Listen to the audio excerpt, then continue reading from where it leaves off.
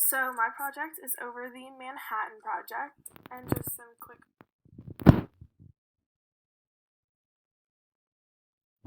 facts before we dive deeper into what it was all about.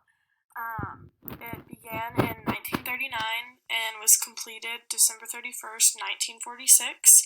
And the whole goal of the Manhattan Project was to produce nuclear weapons that were to be used in World War II, and eventually they were used on Japan in the cities of Nagasaki and Hiroshima when Japan wouldn't comply to the surrender agreement placed by the United States for the Allied powers. So, the Advisory Committee on Uranium was tasked to research uranium and how it can be used in a weapon, and basically they began their fund. So, the Advisory Committee on Uranium was tasked to research uranium and how it can be used in a weapon, and basically they began their funding at the Columbia University, where they focused on radioactive isotope separation and nuclear chain reactions, which were the base components in creating an atomic bomb. And in 1940, their name changed to the National Defense Research Committee, and then again in 1941, the final name was what it was named, which was the Office of Scientific Research and Development, which also known as the OSRD, which is what it was known at until its completion.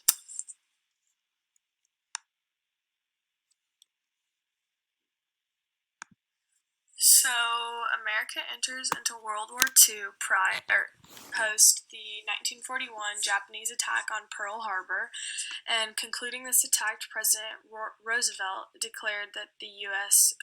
Was entering into the war. So, America enters into World War II post the 1941 Japanese attack on Pearl Harbor, and concluding this attack, President Roosevelt declared that the U.S. Was entering into the war. And we joined the Allied powers, which just a few of them were Great Britain, France, and Russia. And this entrance into war prompted the Army Corps to join OSRD in 1942, which officially made the OSRD a military initiative. So as soon as the Army Corps kind of joined forces with the scientists over at the OSRD, it quickly became a military task force to create and test these bombs for military use.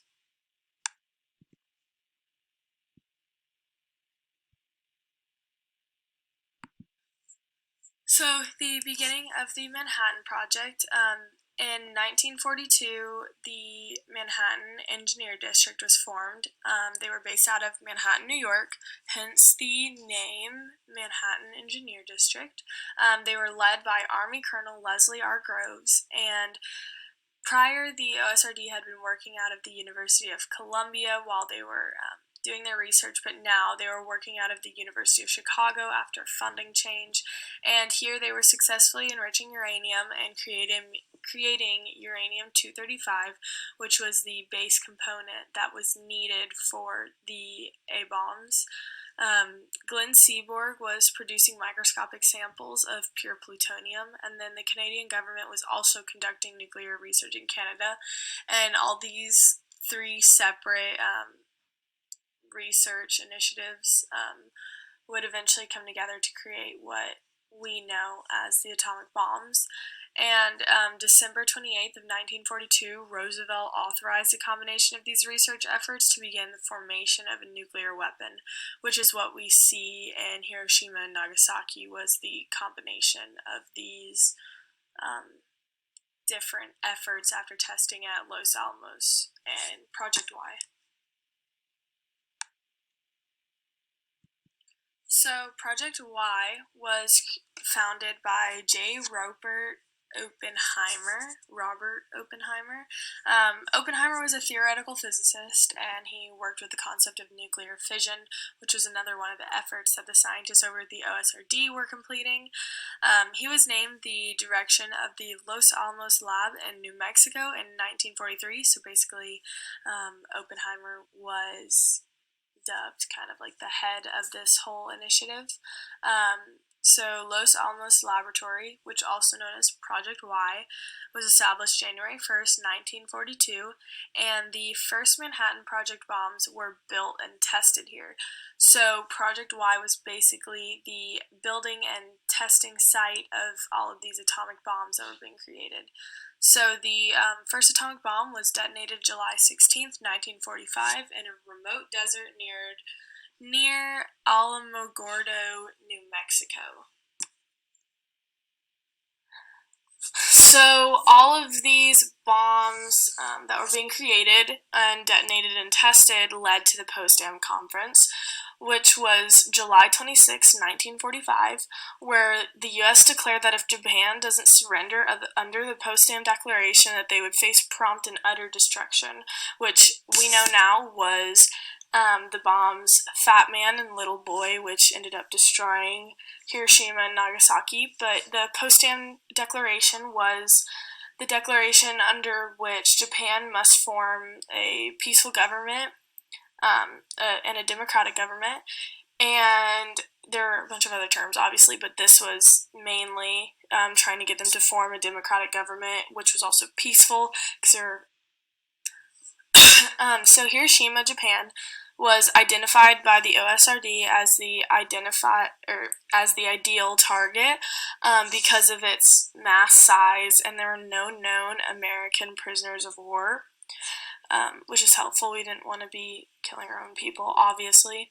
So on August 6, 1945, an Enola Gay bomber dropped Little Boy, which was the bomb's name, 1,900 feet above Hiroshima, and upon impact, it destroyed 5 square miles of the city. So basically, it leveled this entire city, released a ton of radiation, killed a lot of people.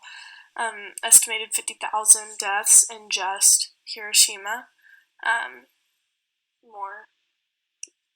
And then 3 days later, because in Hiroshima, even after the bombing and the decimation of that city, Japan still did not agree to the Potsdam Declaration, and they still weren't surrendering. So we dropped a bomb on Nagasaki 3 days after Hiroshima on August 9th, 1945, and still there's no surrender declared. Fat Man was the name of the bomb, which obviously dropped over Nagasaki, Japan, and it destroyed over 3 square miles of the city. I thought it was funny that, or not funny, this is not funny, obviously, but I don't know why. So just kind of like the gist of Little Boy and Fat Man. The Japanese informed Washington of their intent to surrender on August 10th, and then 4 days later, on August 14th, 1945, Japan formally surrendered. Combined, the bombs killed more than 100,000 people, which is really crazy, and completely leveled 2 cities.